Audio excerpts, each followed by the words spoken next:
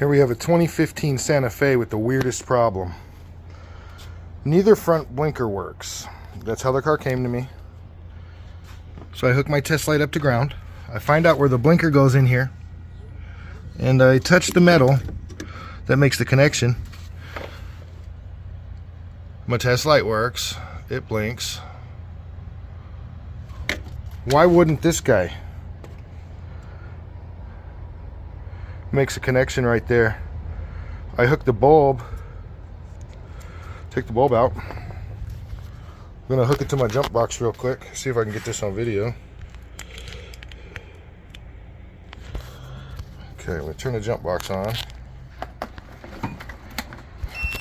Let's see here. See if we can get this on video. I touch that.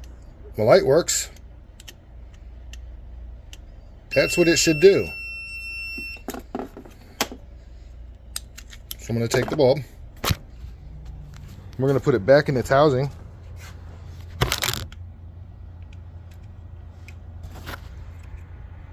It's back in its housing. Stick it back in there.